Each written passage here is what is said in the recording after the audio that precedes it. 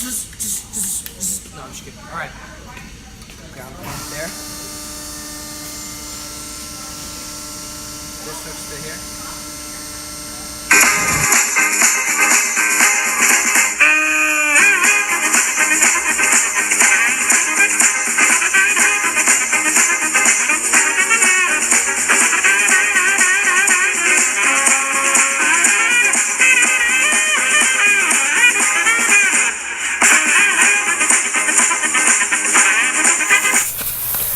Philip here with Welding Tricks and Tips.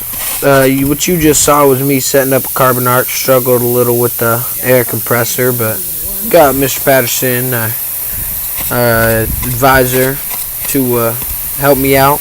Got it working. Able to hook it up and get going, as you can see here. Now, as you can tell, there's a lot of sparks, but when you put on the shade 10, they're barely noticeable.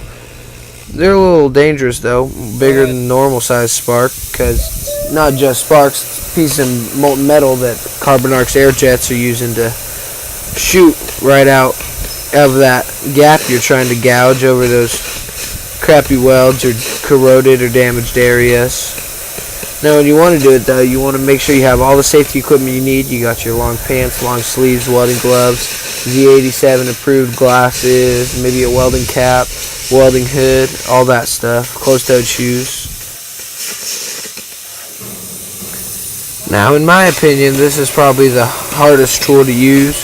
It's hard to keep that arc going, you know, keep that gouge nice and deep. I never even have heard of this tool until the day it was assigned to me, and I didn't know what it did for about 2 days after that. But yeah, in my opinion, it's probably the hardest tool I've ever had to use.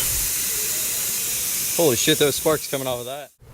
And also, shout out to JoJo for giving me these crappy welds on this trailer hitch to gouge out with the carbon arc.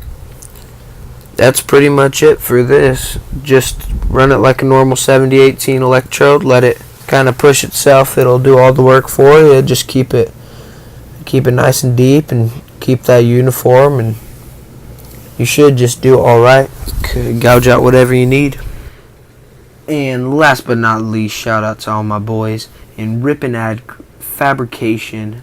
That class is lit, literally lit, because we do lots of welding and lots of work.